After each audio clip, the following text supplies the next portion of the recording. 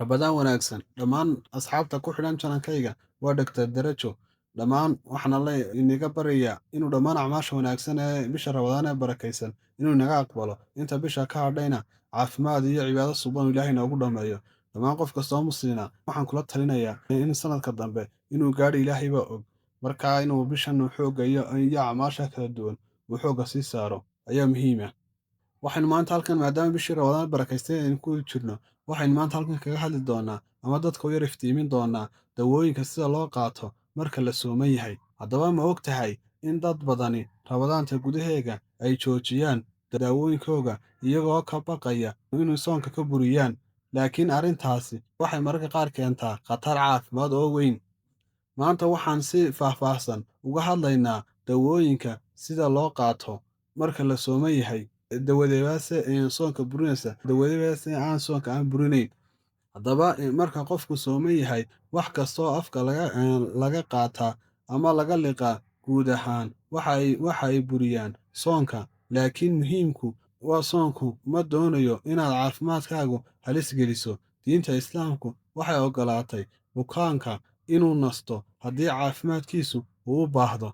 Haddaba saddexdan hab daawooyinka caadi ahaan loo qaataa. Haddaynu haddaba ka horreyno, habka koowaad waa daawo hal mar maalintii la qaadan jiray.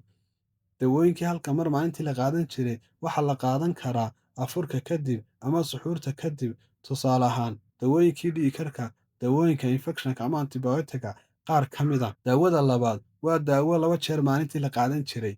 Haddaba habka ugu saxsan waa afurka kadib iyo suxuurta kadib. Farqiga ama waqtiga u dhexeeya waa inuu noqdaa 10 ilaa 12 saac. Dawooyinka saddexaad waa dawooyinka 3 jeer ama ka badan maalintii la qaadan jiray. Haddaba halkan dhib baa ka jirta sababtoo ah dawooyinka waqtigoodu way isku dhow yihiin, daawadana waxtar ma yeelan karto.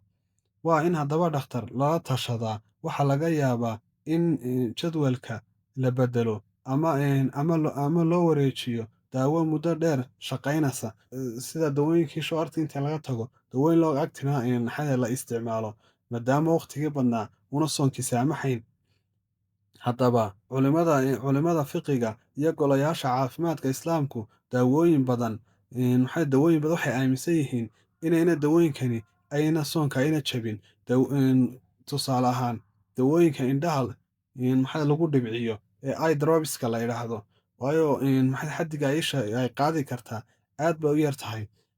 Dawooyinka dhagaha lagu dhibciyo,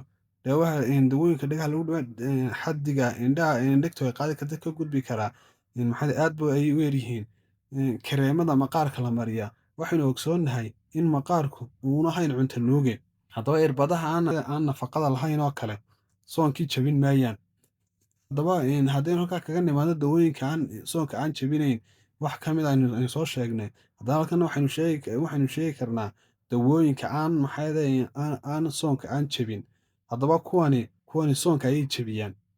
Waa dawooyinka serum IV fluidska oo kale, dawooyinka dareeraha ee xididka laga qaadanayo sida glucose oo kale, ama nutrition dripska, dawooyinka nafaqada leh ee dhibco ahaan loo qaadanayo, dawooyinka afka laga qaato, dawooyinka nafaqada leh xididka lagu shubayo, inhalatorska sida culimada qaar aaminsan dawooyinka neefta oo kale. Haddaba gunaanadka cilmiga caafimaadku maanta soonka waxa uu u arkaa daawooyin dabiici ah, hab nololeed caafimaad leh, jir dayactir sanadle ah.